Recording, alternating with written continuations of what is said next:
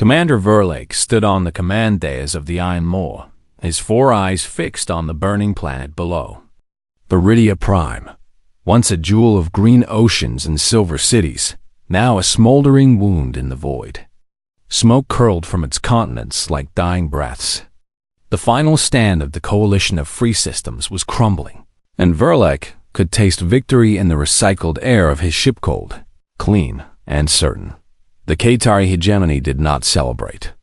Celebration was chaos, disorder, weakness, but inside Verlake's chitinous chest, something like satisfaction hummed. For 83 cycles, the hegemony had pushed outward, folding star systems into its perfect order. Every world fell the same way: resistance, then compliance, then silence. The math was flawless. The outcome, inevitable. Until now, Viridia had held longer than expected. Not because its people were strong, they were soft, emotional, scattered, but because they refused to accept the logic of surrender. They clung to hope like it was armor, and that made them unpredictable. Unpredictability was the one thing the Qatari could not compute easily. Still, it was ending. The orbital defense grid was gone. The last fleet patchwork frigates and civilian haulers retrofitted with guns had been shattered 2 rotations ago. Only one thing remained: the planetary shield dome over New Atria, the capital. It flickered now, like a dying star, its energy core overloaded and unstable. "Report," Verlake said, his voice clicking through the ship's neural link. "The final barrage is ready." "Commander," came the reply from Tactical. "Shield collapse estimated in 1.2 cycles. Ground forces can begin sterilization sweep at your order." Verlake did not answer at once. His mind ran the scenarios. Sterilization, burning the surface clean, was efficient, but wasteful. The hegemony preferred to repurpose, to rebuild, to turn rebels into obedient labor. Yet Viridia had cost them too much. Ships lost, time wasted, dignity bruised. "Begin Phase 1 bombardment," he ordered. "Target military sites only. Leave infrastructure intact." For now, a murmur of approval rippled through the hive link. Discipline held. Order, but deep in the outer edge of the system, near the silent graveyard of dead comets, something moved. It was small. A single vessel, no larger than a scout drone. Paint peeling, hull scarred, engine sputtering. The Whisper of Dawn, last courier of the free systems. On board, Captain Elias Wren clutched the controls with blistered hands. He hadn't slept in 2 days. His ship's oxygen recycler was failing, but he had one job left: send the message. He'd argued with his council until his voice broke. "They're myths," they'd said. "Fairy tales for scared children." But Wren remembered his grandfather's stories tales of a blue world where creatures walked upright, fought wars over ideas, and tamed lightning in metal cages. A world so violent, so wild, that no sane species would ever land there. They called it Sol 3. They called its people Deathworlders. Wren didn't know if they were real, but he knew the Qatari weren't stopping. And if myths were all that remained, then myths would have to answer. With trembling fingers, he activated the emergency channel, a frequency so old, most nav computers didn't even list it anymore. It crackled to life, raw and unfiltered. "This is Captain Elias Wren of the coalition vessel Whisper of Dawn," he gasped, blood dripping from a gash on his temple. "Viridia Prime is falling. The Qatari are at the gate. If anyone hears this, if the stories are true, please send help. From Sol, send the Deathworlders." He repeated it 3 times. Then, with the last of his power, he triggered the ship's self-destruct, not to vanish, but to scatter the signal in every direction, riding the shockwave into the unknown. Then silence. Back on the Iron Maw, Verlake's sensor officer stiffened. "Commander." Anomalous burst transmission detected. Origin, Oort cloud fringe. Encrypted on archaic human band frequencies. Valak turned. Human? The extinct species from Sol? Unknown. But the phrase used, Deathworlders, matches pre-hegemony Xena historical records. Valak let out a dry rasp Kaitari laughter. Primitive superstition. The humans wiped themselves out millennia ago in atmospheric wars. Their sun system is a dead zone. Mark it as noise. Purge it. Yes, Commander. The signal vanished from the logs. Forgotten. Dismissed. But somewhere, far beyond the edge of known space, past asteroid belts and frozen gas giants, a lonely station orbiting a dwarf planet picked up the echo. Navcom Station Theta. Pluto orbit. Technician Marlin was half asleep when the alert chimed. Ancient frequency. Emergency protocol. She almost deleted its spam from some deep-core historian playing games. But habit made her run a cross-check. The word Deathworlders lit up in red. Her eyes widened. No way. She pulled up the old archives. Pre-Unity files. Buried deep. There it was. Earth Sol 3. Classified as clashy Deathworld by early off-world scouts. Gravity too high. Atmosphere toxic in parts. Oceans full of things that ate metal. And the natives? They didn't just survive. They thrived. They fought each other for sport. They tamed fire, split atoms, walked on the moon, all before they even had clean water for everyone. And they called themselves Deathworlders. Not with shame. With pride. Mara's hands flew over the console. She patched the signal through to High Command on Luna. Within minutes, every top admiral in the Terran hegemony was awake. In the war room beneath Mari Imbrium. Fleet Admiral Cho stared at the playback of Ren's message. His face was stone, but his eyes burned. They remembered our name, he said softly. Around him, generals argued. It's a trap. We don't even know if the coalition is real. We reveal ourselves, and every empire within 1,000 light years will come knocking. Cho silenced them with a look. 200 years ago, we swore an oath. Not to conquer, not to dominate. But this, no species that calls us by our true name shall be abandoned. He stood. Prep Task Force Ragnarok. Full combat loadout. Until the indomitable. It's time to remind the galaxy why they whisper about us in the dark. Back at Varia, Verloc watched the shield finally collapse.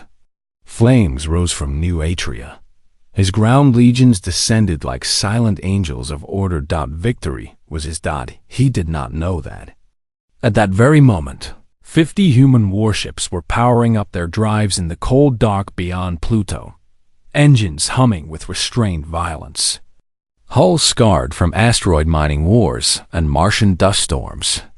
Crews chewing gum, telling jokes, and checking their weapons with calm hands. They were coming, not as saviors, not as diplomats, but as boats. Deathworlders. And the Kaitari had never seen anything like them. Earth was not kind. It never had been. Its gravity pulled harder than most worlds. Its air carried traces of old poisons. Its oceans boiled with storms, and its land shifted without warning. But humans did not complain. They adapted. They built. They fought. They won. By the year 2187, Earth was no longer just a planet. It was a fortress. A legend. A warning. The Terran hegemony ruled not through fear alone, but through a simple truth. Humanity had survived everything its own world and itself could throw at it. Ice ages, nuclear winters, plagues that ate flesh, wars that cracked continents. And still, they stood, taller, angrier, smarter. Navcom Station Theta hung in the black above Pluto, a lonely eye watching the edge of human space. Technician Marilyn had replayed the SOS 3 times. Each time, her pulse beat faster. The voice was weak, broken, but the words were clear. Send the Deathworlders. She sent the file to Luna Command with shaking hands. Within minutes, alarms rang not in panic, but in purpose deep beneath the moon's gray surface. In a room lined with steel and history, Admiral Cho listened to the message again. Around him, generals and fleet officers stood in silence. Some were old enough to remember the Unity Wars, when humans stopped killing each other and turned their rage outward.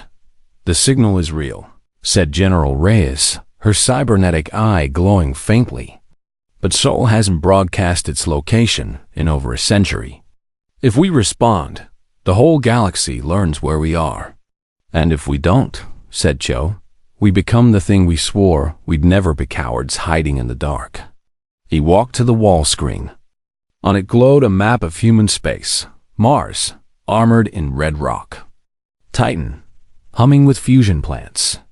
The Belt, crawling with miners who could gut a man with a screwdriver. And Earth Blue, angry, alive. 200 years ago, Cho said. We dug ourselves out of our own graves. We looked up and said, never again will we be victims. But that promise means nothing if we only protect ourselves. He turned. The Coalition used the right word. Not humans, not Terrans. Deathworlders. That's not a name you use unless you know what it means. Unless you're begging the storm to come. A young lieutenant spoke up. But sir, are we sure they're not trying to lure us into a trap? Cho almost smiled. Let them try. Orders flew. Across the solar system, docks lit up. Shipyards that had been quiet for decades roared back to life. On Mars, workers pulled tarpaulins off warships that hadn't flown since the Jovian uprising. In the rings of Saturn, drone carriers powered up their engines, shaking off ice crystals like old ghosts. Task Force Ragnarok was born in less than 6 hours. 50 ships. Not the full Terran Navy, just enough to make a statement. At its heart floated the UN's Indomitable, a dreadnought longer than 3 city blocks, its hull scarred from asteroid skirmishes and deep space trials. It carried no luxury, no diplomats, just Marines, engineers, medics, and enough firepower to crack a small moon. Captain Aris Thorne stood on its bridge, arms crossed, watching his crew run final checks. He was lean, with sunburned skin and eyes that had seen vacuum breaches and survived. His people moved with calm speed. No shouting, no panic, just work. Engines green, said the pilot. Weapons hot, said the gunnery chief. Marines report ready, came the comms officer. Sergeant Voss says they've got extra ammo. And pizza, Thorne grunted. Pizza was standard pre-combat ration. It kept morale up. And humans fought better when they were full. Back on Earth, in the shadow of the Himalayas, children played war games in the snow. They didn't know about Viridia, but they knew the stories of how their ancestors walked on Mars with nothing but courage and duct tape, of how they beat machines that wanted to enslave them, of how they tamed a planet that wanted them dead. Now, their fleet was going to do it again, far from home. For strangers, because that's what Deathworlders did. On Luna, Admiral Cho stood alone in the observation dome. Earth hung below him, blue and furious. He whispered the old oath. Every Terran child learned it in school.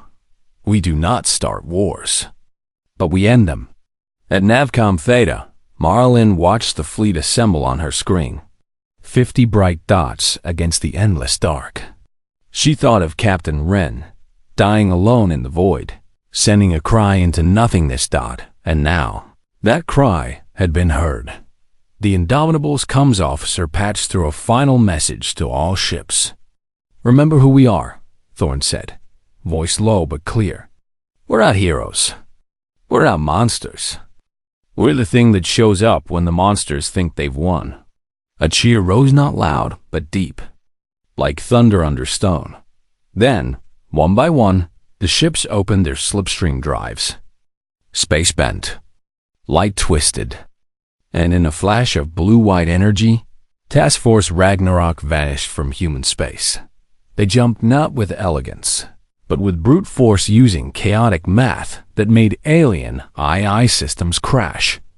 Human navigation didn't follow clean lines. It followed instincts, guesswork, and old sailors' tricks from an ocean planet. They would arrive not where the enemy expected, but where they were needed most. Halfway across the galaxy. On the bridge of the Iron Maw, Commander Verloc received no warning. His sensors saw nothing. His prophets predicted nothing. The Qatari hegemony believed in order, in patterns, in perfect control. They did not believe in pale apes from a blue rock who laughed while bleeding, who fixed broken engines with chewing gum and hope, who called their homeworld a death trap and wore it like a badge. But belief didn't matter. Now, because the Deathworlders were coming, and they didn't knock. They kicked the door down. As the fleet tore through slipstream. Captain Thorne leaned back in his chair. He wasn't afraid. Fear was wasted energy. He checked his sidearm loaded, his helmet ready, his crew dash calm.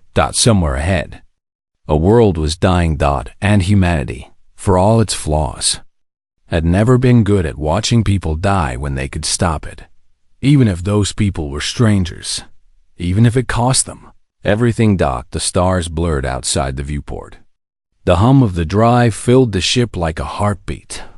Earth was far behind now, but its sons and daughters carried its spirit in their bones, the spirit of a species that never bowed. Not to nature, not to gods, and certainly not to aliens who thought war was a clean, quiet thing.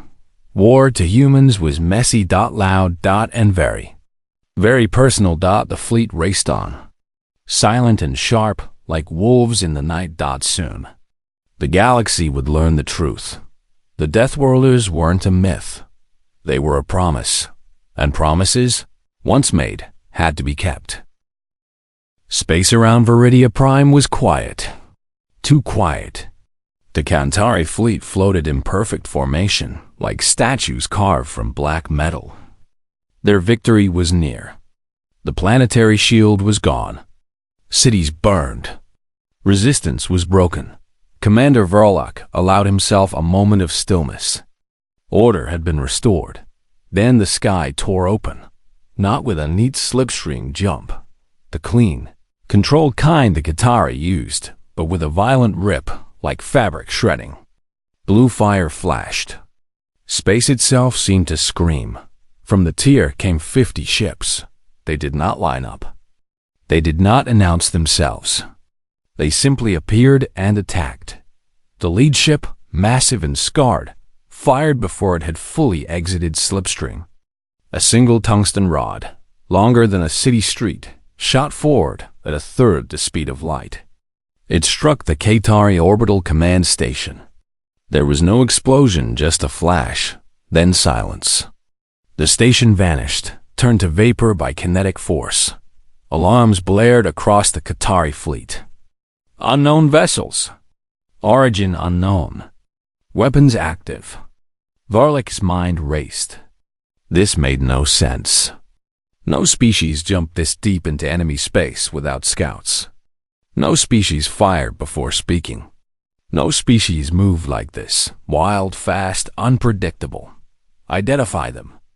He ordered. Unknown design, said the sensor officer. Hull markings. Sol Terran hegemony. Species, Homo sapiens. Verloc froze. Impossible. That species is extinct. But the ships kept coming. The human fleet split apart like shrapnel. Some dove toward the planet. Others looped behind asteroids. One small corvette even flew straight through the wreckage of a dead coalition ship. Using the debris as cover, Qatari targeting systems struggled. There are unexpected patterns. Human ships gave none. On the bridge of the UN's Indomitable, Captain Thorne barked orders. Send in the Hornets. Target their comms-arrays. And tell Vostrop the Marines on Station Gamma. Use the smoke plume for cover.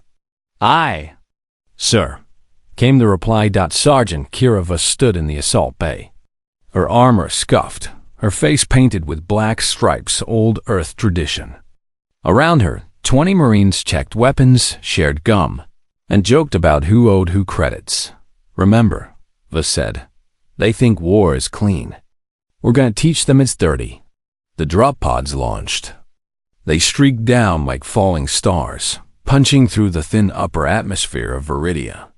Katari drones tried to intercept, but the pods spun, twisted, and released chaff made from shredded metal and old circuit boards. It confused the drone sensors. The Marines hit Station Gamma HFY supply outpost orbiting low. They breached the hull with plasma cutters. Inside, the Katari warriors froze. They expected formal boarding protocol. They got humans with shotguns, grenades, and a dog named Rex, who wasn't a dog, but a bioengineered combat hound with 3 eyes. Vos took down 3. Katari with a knife before they realized she wasn't waiting for them to aim. Back in space, human frigates danced between enemy lines. They fired not just weapons, but junk old fuel tanks, broken drones, even frozen waste canisters. The Katari shields couldn't decide what was a threat. Some overloaded, trying to block everything. One human pilot, laughing over comms, shouted, "Eat space trash, bugs!" Before ramming a dead satellite into a Katari cruiser's engine vent. The ship spun out of control, crashing into its own ally. On the surface of Viridia, surviving coalition fighters watched in disbelief. There, winning? Whispered a young rebel, her face covered in soot. Her commander stared at the sky. No, they're not winning. They're playing. And it was true. The humans weren't just fighting to win. They were fighting to break the Katari mind. They played music over enemy channels, old Earth songs, distorted and loud. Twinkle, Twinkle, Little Star looped for 20 minutes until Katari telepaths suffered mental fatigue. They sent fake surrender signals, then ambushed rescue ships.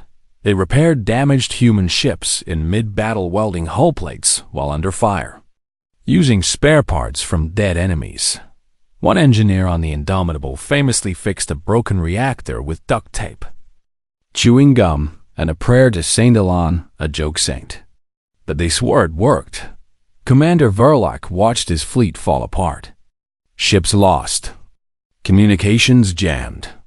Morale cracking. His warriors, trained for perfect order, were panicking. How? He whispered. How can they be so chaotic and still function? A junior officer dared to speak. Commander, maybe chaos is their function. Verloc had no answer. On the ground, human Marines linked up with Viridian rebels. They didn't ask for plans.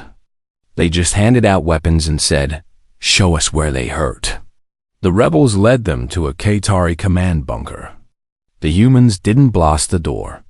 They pumped in a fast-growing fungus stolen from Venusian labs. It ate through metal in minutes. Inside, the Katari choked on spores that corroded their armor from the inside. Later, Vos sat on a broken tank, sharing a protein bar with a rebel girl. "You're really from Earth?" The girl asked. "Yep. Is it true you fight wars over?" "Songs." Vos grinned. "Nah, over pizza toppings." The girl laughed, a sound not heard on Viridia in months. Above them, the Indomitable turned its main gun on a Katari dreadnought. But instead of firing, it broadcast a message in every known language, including Katari. You came to a world that fights back. Now you meet the ones who taught it how. Then it fired. The dreadnought exploded.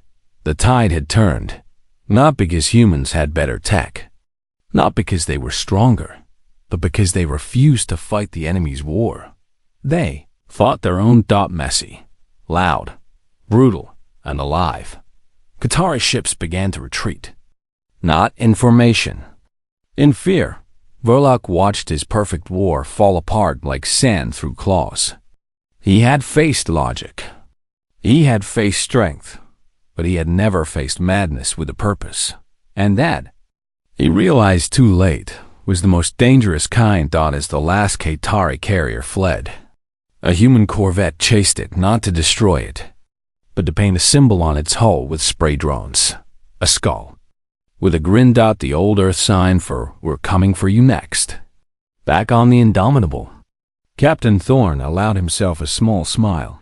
Phase 1 was done. Now came the hard part, making sure the Qatari never forgot what happened here. Because Deathworlders didn't just save people, they made sure no one dared hurt them again.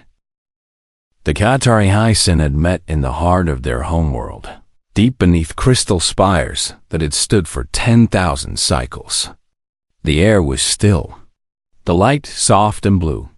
Everything was in its place, but fear lived in the silence.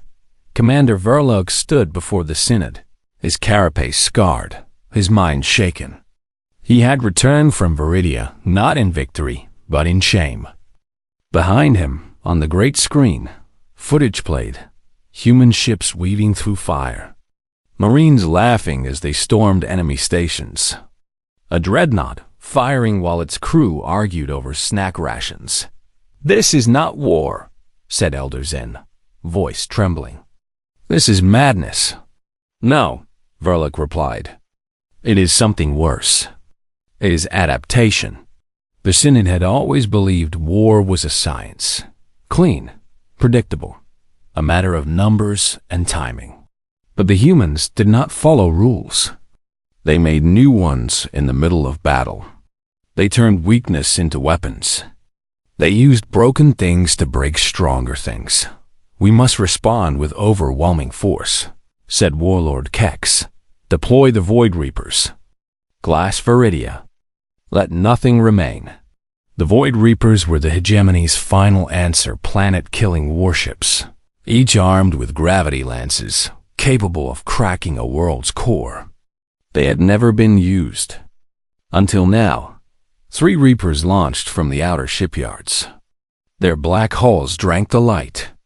Their engines hummed with silent death. Back at Viridia, the humans knew they were coming. Captain Thorne studied the sensor logs. 3 big ones. "No escorts. They think we'll run. Will we?" asked his first officer. Thorne snorted. "We don't run from bullies." He called Sergeant Voss.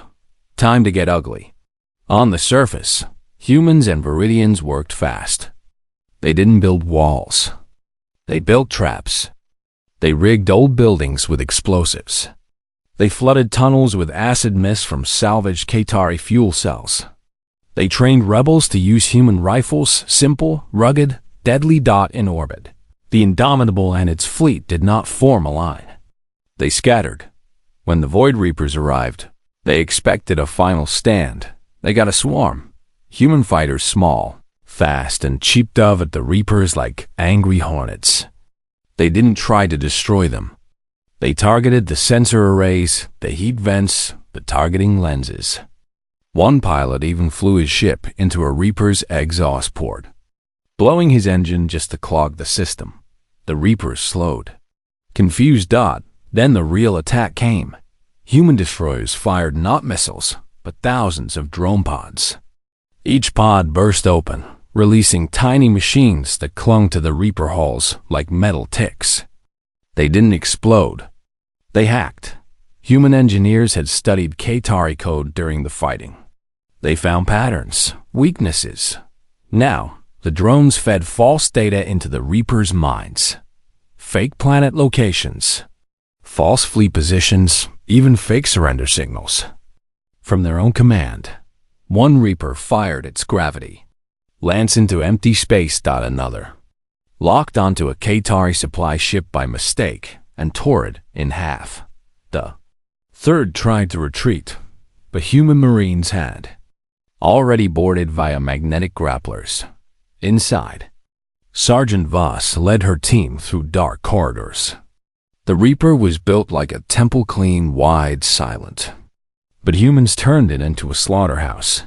They used flashbangs that overloaded Qatari hearing. They threw smoke grenades filled with pepper extract from earth farms. They fought room by room, never giving the enemy time to think. Voss reached the core chamber. There, a lone Qatari officer stood guard. "You cannot win," it hissed. "Your species is chaos. Chaos destroys itself." Voss reloaded her rifle. "Nah, chaos cleans house." She shot the core control panel. The Reaper's systems began to melt down. As her team fled, the great ship groaned like a dying god. Back on the Indomitable, Thorn watched the last Reaper explode, but his face was grim. They'll send more. Or something worse. He was right. Deep in Qatari space, the Synod made a desperate move. They sent a stealth vessel not to fight but to capture. They needed to understand the humans, to dissect their minds, to find the weakness in the madness. That ship found the Iron Fang, a human repair cruiser drifting near the battle zone. Its engines damaged. It boarded silently. Inside, they found not soldiers, but engineers eating, laughing, welding a broken pipe with sparks flying. The Qatari strike team moved fast.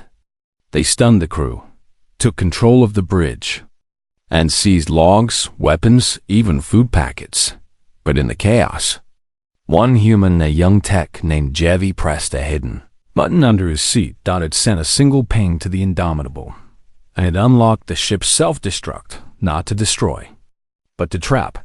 The Qatari vessel tried to flee, but the Iron Fang's docking clamps locked tight. Then the humans woke up. They hadn't been stunned. They'd faked it. Human nervous systems were tougher, and they trained for this. What followed was less battle, more brawl. Fists, pipes, fire extinguishers used as clubs. One engineer threw hot coffee in a Qatari's face. "It's not poison, just really bad coffee." In minutes, the Qatari team was captured. Commander Verloc was among them. He had led the mission himself, desperate to see the enemy up close. Now, he stood in the Indomitable's brig, hands bound. Captain Thorn walked in. "You're the one giving orders," Verloc said. "Yep. Why do you fight like animals?" "No honor, no plan." Thorn leaned against the wall. "You think honor wins wars? We lost billions learning that lesson. Honor gets you buried. Survival wins." He gestured around. "See that?" He pointed to a screen showing engineers fixing a plasma conduit with tape and wire. "That's not chaos. That's choice. We choose to keep going, even when everything's broken." Verloc watched them. Humans bled, cursed, laughed, and worked all at once. He thought of his own people. Perfect. Ordered, afraid of mess. And for the first time, he understood. The Deathworlders weren't strong because of their weapons. They were strong because their world never let them get soft. Earth had forged them in fire, flood and famine, and they had walked out smiling. Verloc bowed his head. "You will destroy us if we keep fighting." Thorn didn't gloat. "We don't want to destroy you. We just want you to stop hurting people who ask for help." Later, Verloc returned to his people, unharmed, but changed. He carried a message. "Tell your leaders, the Deathworlders are real, and they protect their own, even if their own are strangers." As his ship left human space, he looked back once. The Indomitable hung in orbit, battered but proud. Around it, humans rebuilt. Not just ships, hope. Verloc knew the war wasn't over, but the Qatari would never see the galaxy the same way again. Because now, they knew, somewhere out there, on a blue rock spinning in the dark, lived a species that turned survival into a weapon, and that weapon had been awakened. The Qatari fleet withdrew, not in pieces, but in silence. No explosions, no final threats. Just a slow, orderly retreat into the dark between stars. Their ships moved like shadows leaving a room, as if ashamed to be seen running. On Viridia Prime, the fires still burned. But now, humans walked among the ruins with shovels, medkits, and seed packs. They didn't just fight. They rebuilt. Coalition survivors watched in quiet awe. Children peeked from broken doorways as human engineers patched power lines using scrap metal and old wiring. A medic named Ruiz handed out water filters to elders, showing them how to clean river water with sand and charcoal, just like we did after the Jakarta floods. He said, with a tired smile. In the capital, New Atria, the last Qatari command post, had become a field hospital. Humans worked side by side with Viridians, stitching wounds, sharing meals, and trading stories in broken common tongue. One young rebel asked a Marine why they came. The Marine, her armor dented and her hair tied back in a messy bun, shrugged. Because you called us by our real name. That means you knew what we were. And that's enough. Word spread fast across the galaxy. The Qatari, unbeatable, flawless, feared, had been pushed back. Not by a bigger fleet. Not by secret weapons. But by humans. The mythical Deathworlders from Sol 3. Within days, signals poured in from 100 worlds. Some begged for help. Others offered alliance. A few just sent quiet thanks. The Coalition Council, once broken and hopeless, now stood tall in their rebuilt chamber. They invited Captain Thorn to speak.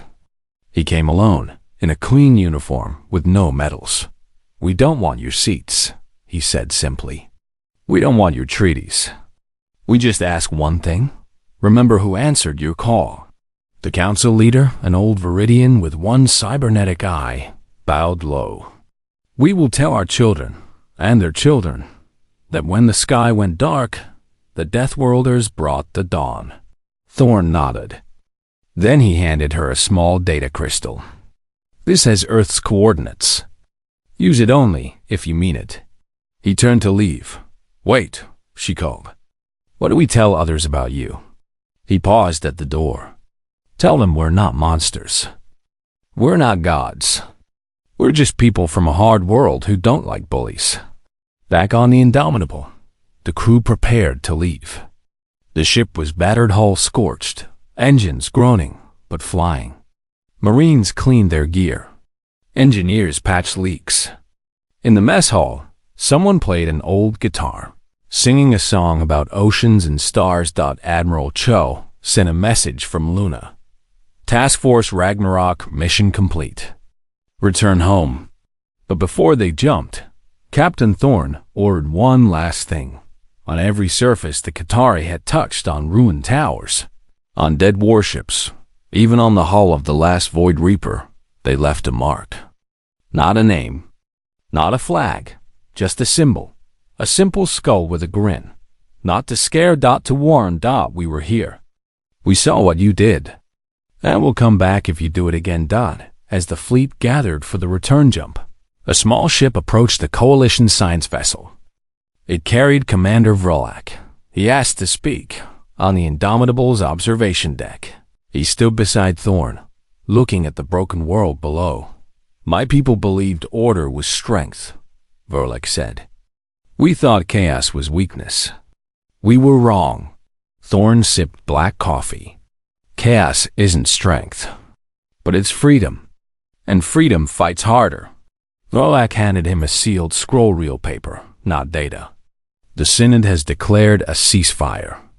Not because we fear you, but because we finally understand some fires should not be touched." Thorn took it. "Tell your leaders, we don't want your war. But if you start one with someone who calls us, we'll finish it." Vrolak bowed. Then he left. That night, the human fleet gathered above Viridia one last time.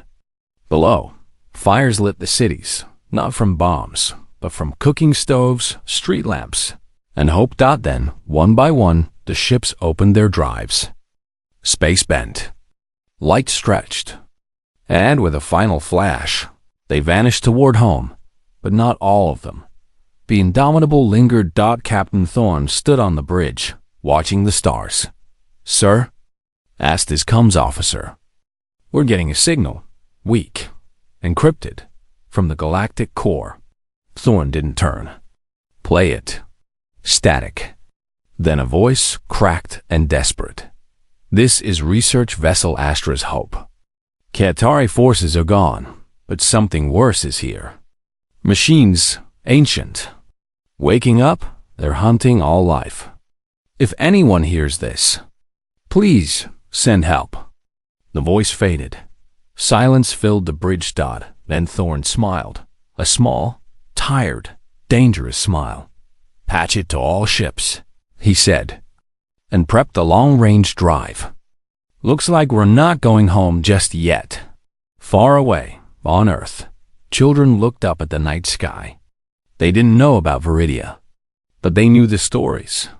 Of the ships that left to protect strangers. Of the warriors who laughed in the face of death. And they knew, deep in their bones, that if the galaxy ever called again, the Deathworlders would answer, because that's who they were. Not conquerors, not saviors, just humans, from a world so cruel, so wild, so beautiful, that it taught them one truth above all. When someone is hurting, and they call your name, you show up, and you bring your fists. The Indomitable turned its nose toward the galactic core. Engines hummed. The storm was moving on, and the pale apes from the blue rock were ready for whatever came next.